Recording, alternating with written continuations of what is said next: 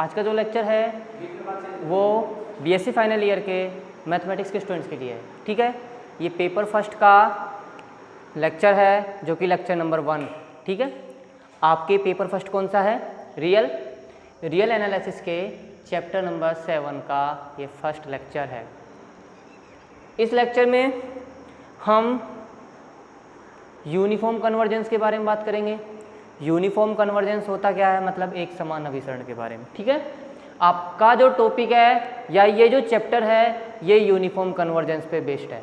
ठीक है, uniform convergence के होता क्या है, मतलब डेफिनेशंस क्या होती हैं, किस प्रकार से आप इसको डिफाइन करते हो, क्या इसके मीनिंग होते हैं, किस किस के सम्मेलन से ये बना है या फिर किस किस एलिमेंट्स या किस किस डेफिनेशंस से मिलकर ये यूनिफॉर्म कन्वर्जेंस मिला है, इसके क्या क्या रिजल्ट्स हैं, क्या क्या ऐसे संक्षिप्त टिप्पणी हैं जो कि आपको समझनी है यूनिफॉर्म कन्वर्जेंस के बारे में। ठीक है भाई, लेकिन उससे पहले आपको यूनिफॉर्म कन्वर्जेंस डिफाइन करना है, और यूनिफॉर्म कन्वर्जेंस डिफाइन करने से पहले आपको क्या डिफाइन करना है, फलनों का अनुक्रम। ठीक है, यूनिफॉर्म कन्वर्जेंस डिफाइन करने से पहले आपको फलनों का अनुक्रम डिफाइन करना है। फलनों का अनुक्रम होता क्या है ये डिफाइन करना है, तो इसके लिए सबसे पहले आपको आना चाहिए कि अनुक्रम होता क्या है। आपका जो रियल एनालिसिस का चैप्टर नंबर 3 है उसका नाम है सीक्वेंस। सीक्वेंस की आपने डेफिनेशन पढ़ी थी कि प्राकृत संख्याओं के समुच्चय से वास्तविक संख्याओं के समुच्चय में परिभाषित प्रत्येक फलन क्या कहलाता है, एक अनुक्रम कहलाता है। कहने का मतलब है प्राकृत संख्याओं के समुच्चय n से वास्तविक संख्याओं के समुच्चय n में परिभाषित प्रत्येक फलन एक अनुक्रम कहलाता है। जिसको किस प्रकार से डिफाइन करते हो, जिसको डिफाइन करते हो f ऑफ n बराबर xn। ठीक है, f ऑफ n बराबर xn, और ये किसके लिए डिफाइन हो रहा है, each small n belongs to capital n के लिए। ठीक है, किसके लिए डिफाइन हो रहा है ये, each small n belongs to capital n के लिए। अब देखिए ये आपने डिफाइन कर दिया है, तो आप इसको व्यक्त किस प्रकार कर सकते हो, एक तो ये सिंबल हो सकता है सीक्वेंस को व्यक्त करने के लिए, दूसरा ये हो सकता है, या फिर ये हो सकता है। ठीक है, या फिर आप इसको ऐसे भी डिफाइन कर सकते हो, या आप इसको इस प्रकार भी डिफाइन कर सकते हो। ठीक है, आप इसको डिफाइन नहीं, व्यक्त, आप इसको किसी भी प्रकार से व्यक्त कर सकते हो।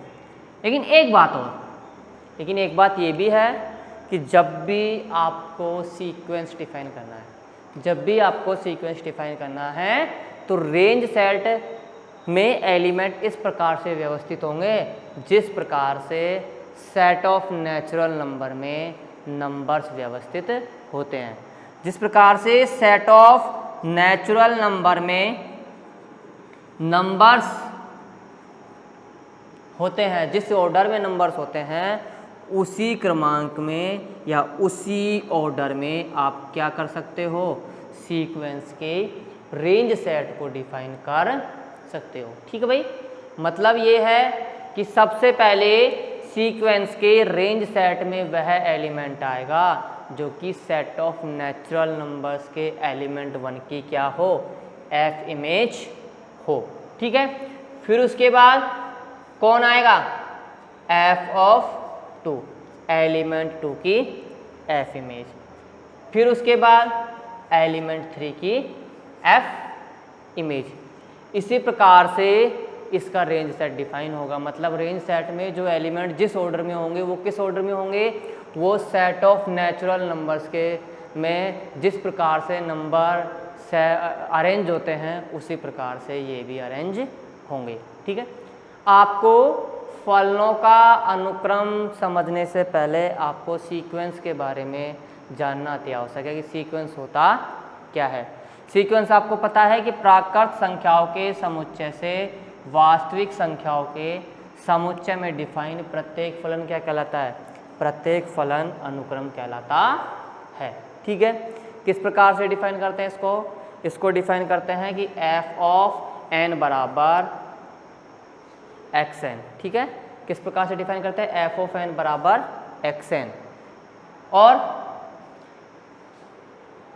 या फिर आप इसको ऐसे लिख सकते हो एफ ऑफ एन बराबर एफ एन, किसी भी प्रकार से आप डिफाइन कर सकते हो, कोई प्रॉब्लम नहीं है। और किसके लिए डिफाइन करोगे आप? ये डिफाइन करना है आपको सेट ऑफ नेचुरल नंबर के प्रत्येक एलिमेंट के लिए। इसको व्यक्त किससे करते हैं? X n f of n f n x1 x2 x3 dot dot dot f1 f2 f3 dot dot dot, ठीक है। या फिर आप इसको ऐसे भी लिख सकते हो f1 f2 f3, इस प्रकार से आप इसको व्यक्त भी कर सकते हो। अब देखो अनुक्रम तो आपने डिफाइन कर दिया, अनुक्रम में एलिमेंट किसके थे? सॉरी, अनुक्रम के रेंज सेट में, अनुक्रम के रेंज सेट में एलिमेंट किसके हैं? रियल नंबर्स, ठीक है भाई, रियल नंबर्स के सेट से बिलोंग कर रहे हैं। कहने का मतलब है कि इसके रेंज सेट में जो भी एलिमेंट होंगे वो क्या होंगे? रियल नंबर्स होंगे, वो क्या होंगे? रियल नंबर्स होंगे। लेकिन अब की बार आपको जो सीक्वेंस डिफाइन करना है वो सीक्वेंस कैसा है? वो सीक्वेंस है फंक्शंस का सीक्वेंस, ठीक है। क्या है? फंक्शंस का सीक्वेंस। अब की बार आपको करना क्या है? फंक्शन डिफाइन करना है। अब की बार आपको फंक्शन डिफाइन करना है, ठीक है। और सीक्वेंस के एलिमेंट के तौर पे अब की बार क्या होंगे? फंक्शन होंगे। मतलब अब की बार जो सीक्वेंस होगा वो नंबर्स का सीक्वेंस नहीं होगा, वो फंक्शंस का सीक्वेंस होगा। और जैसे प्रॉपर्टी आपने सीक्वेंस में पढ़ी थी उसी प्रकार से प्रॉपर्टी आप यहाँ भी पढ़ेंगे, ठीक है। जिस प्रकार से सीक्वेंस की कोई ना कोई सीमा हो भी सकती है, नहीं भी हो सकती, उसी प्रकार फंक्शंस के सीक्वेंस की भी कोई सीमा हो सकती है, ठीक है। जिस प्रकार से वहाँ एक से अधिक लिमिट पॉइंट हो सकते हैं, उसी प्रकार से यहाँ भी एक से अधिक लिमिट फंक्शन हो सकते हैं। वहाँ पे बात क्या करते थे? लिमिट पॉइंट की, और यहाँ पे बात क्या होगी? लिमिट फंक्शन की होगी। तो सबसे पहले आपकी डेफिनेशन है सीक्वेंस ऑफ फंक्शन, ठीक है। सबसे पहली डेफिनेशन है आपकी सीक्वेंस ऑफ फंक्शन। तो इसको समझने के लिए आपको करना क्या है?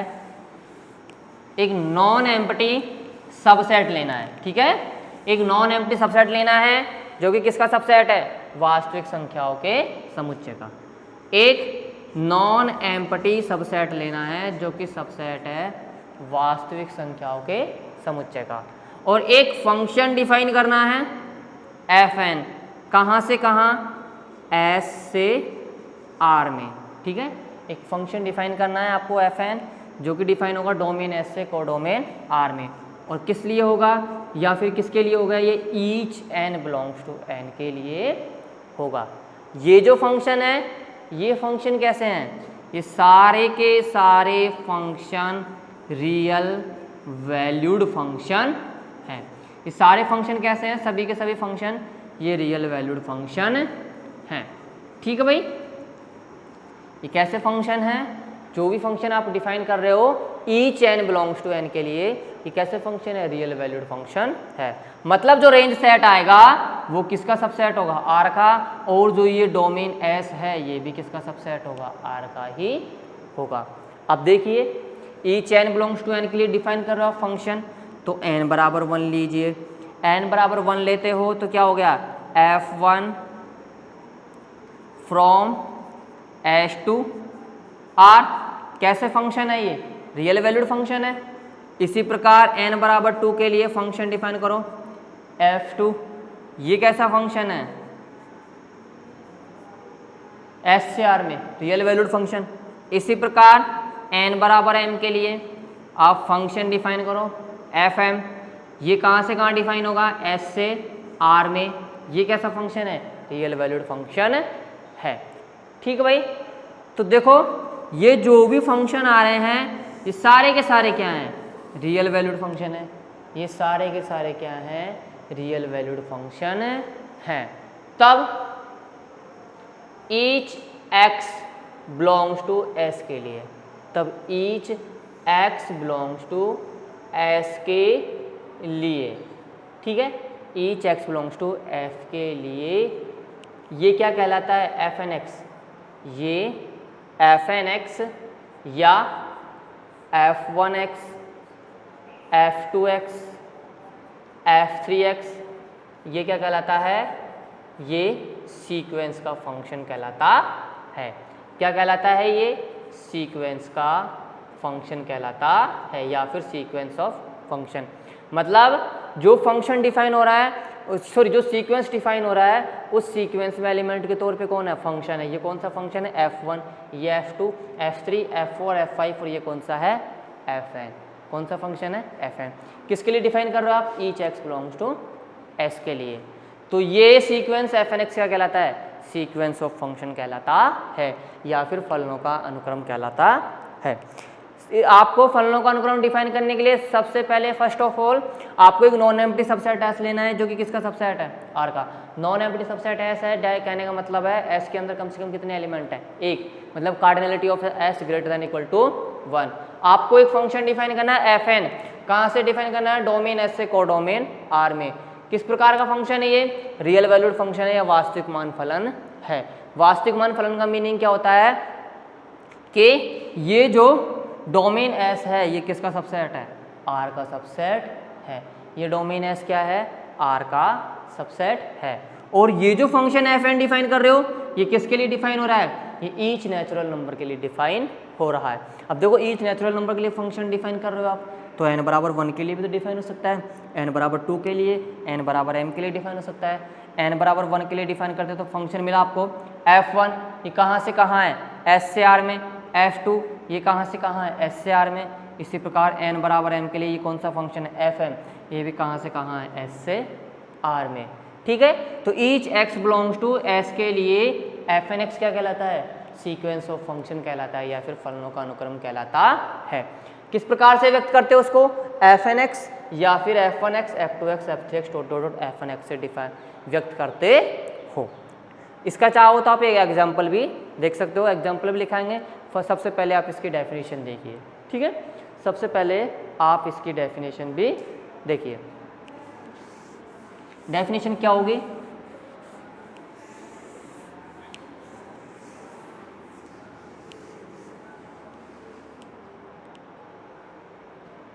डेफिनेशन देखो, माना S R का, माना S R का एक अरिक्त उपसमुच्चय है। That is phi does not equal to S subset R। ठीक है, that is phi does not equal to S subset R तथा fn S से R में, S से R में कोई वास्तविक मान फलन है। कोई वास्तविक मान फलन है। क्या है? कोई वास्तविक मान फलन है जो each n belongs to capital N के लिए परिभाषित है। जो each n belongs to capital N के लिए परिभाषित है। ठीक है भाई, जो each n belongs to capital N के लिए परिभाषित है। अब देखो आपने जो स्टेटमेंट लिखा है इसका मैथमेटिकली देख लीजिए। That is fn from S to R, किसके लिए? Each n belongs to capital N के लिए। ठीक है, तब each x belongs to S के लिए, तब each x belongs to S के लिए वास्तविक मान फलनों का अनुक्रम, वास्तविक मान फलनों का अनुक्रम, वास्तविक मान फलनों का अनुक्रम क्या कहलाता है? वास्तविक मान फलनों का अनुक्रम फलनों का अनुक्रम कहलाता है। फलनों का अनुक्रम कहलाता है। क्या कहलाता है? वास्तविक मान फलनों का अनुक्रम फलनों का अनुक्रम कहलाता है। ठीक भाई, इसे fnx या f1x, f2x, f3x dot dot dot fmx से व्यक्त करते हैं। fm नहीं n ले लो, fnx से व्यक्त करते हैं। ठीक है भाई, ये हो गया। अब देखो ये तो इसकी डेफिनेशन हो गई, आपने किस प्रकार से डिफाइन किया, कैसे डिफाइन हो रहा है, कैसा टाइप है फंक्शन का, फिर उसके बाद किससे व्यक्त करते हैं, ये सब आपने देख लिया। अब इसका एक एग्जांपल देख लीजिए। ठीक है, आप इसको डिफाइन किस प्रकार से कर रहे हो, f n x sorry denote f n x या फिर f1x, f2x, f3x, आप इसको इसी प्रकार से डिफाइन कर रहे हो। ठीक है, लेकिन ये डिफाइन देखो कैसे हो रहा है, n बराबर 1 लो तो पहला एलिमेंट क्या आएगा f1x, ये क्या है फंक्शन, कहाँ से डिफाइन है SCR में। इसी प्रकार n बराबर 2 के लिए ये क्या है फंक्शन है f2, ये कहाँ से कहाँ डिफाइन हो रहा है SCR। इसी प्रकार ये जितने भी एलिमेंट आएंगे ना ये सारे के सारे क्या है वास्तविक मान फलन है, और डिफाइन कहाँ से कहाँ हो रहे हैं SCR में, और किसके लिए हो रहे हैं each n belongs to n के लिए हो रहे हैं। तो अब देखो इसका एग्जाम्पल, fx बराबर fnx बराबर e⁻⁻nx, और ये किसके लिए डिफाइन हो रहा है, each n belongs to n के लिए डिफाइन हो रहा है। ये क्या हो गया फलनों का अनुक्रम, इसको डिफाइन किस प्रकार से करोगे, n बराबर 1 लो, कौन सा आ गया फंक्शन f1x। ठीक है, n बराबर 2 लो, कौन सा आ गया f2x, n बराबर 3 लो, ये कौन सा आ गया f3x, dot dot dot n बराबर m लो, ये कौन सा आ गया fmx। ठीक है, अब देखो n बराबर 1 लिया तो f1x आ गया, तो इसी प्रकार n बराबर 1 लो, ये क्या होगा e⁻⁻x, तो ये किसके बराबर हो गया, ये बराबर हो गया e⁻⁻x के। इसी प्रकार f2x क्या हो जाएगा e⁻⁻2x के, इसी प्रकार e⁻⁻3x के, इसी प्रकार e⁻⁻mx के। ठीक है, ये आपने डिफाइन कर दिया सीक्वेंस ऑफ फंक्शन या फिर फलनों का अनुक्रम, जो कि क्या है fnx बराबर e⁻⁻nx, किसके लिए डिफाइन है each n belongs to n के लिए डिफाइन है। आपने ये जो सीक्वेंस ऑफ फंक्शन है इसको आपने इस प्रकार से डिफाइन किया तो आप इसको इसके बराबर लिख सकते हो, क्योंकि f1x का मान क्या है e⁻⁻x, f2x का मान e⁻⁻2x, f3x का मान e⁻⁻3x और fmx का मान e⁻⁻mx। यह आपका एग्जाम्पल हो चुका। सेकंड देखो, fx या fnx बराबर आप क्या मान लो x की पावर n। ठीक है, और ईच x किसको बिलोंग कर रहा है, ईच x बिलोंग कर रहा है 0 से 1 को, ईच x किसको बिलोंग कर रहा है 0 से 1 को बिलोंग कर रहा है। अब आप ऐसे करो, अब की बार आप एक एलिमेंट के लिए इसको सिद्ध कर दो, सॉरी x की एक वैल्यूज के लिए इसको डिफाइन करो। अब तक तो आपने x के किसी भी वैल्यूज के लिए डिफाइन किया, ये जो फंक्शन है f1 ये x की प्रत्येक वैल्यूज के लिए डिफाइन हो रहा है, जहाँ x बिलोंग किससे कर रहा है, x बिलोंग कर रहा है s से।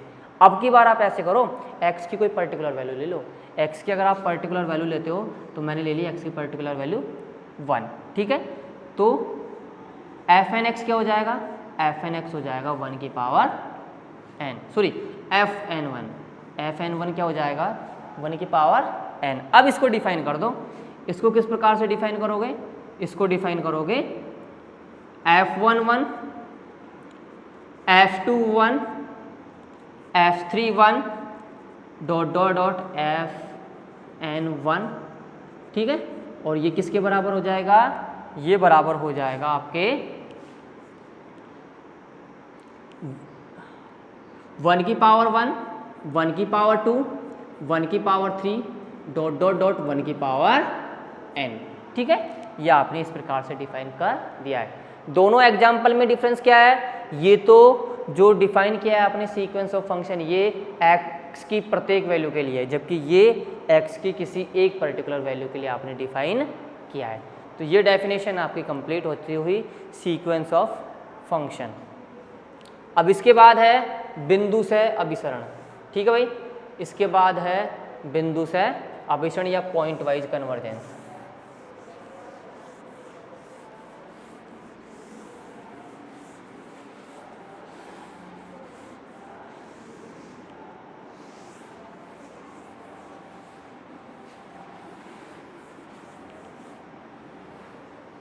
बिंदु से अभिसरण,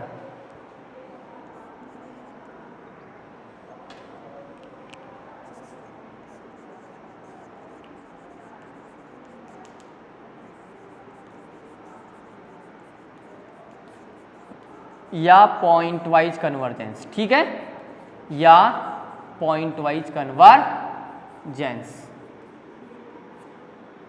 अब देखो भाई, ये होता क्या है पॉइंट वाइज कन्वर्जेंस? आपने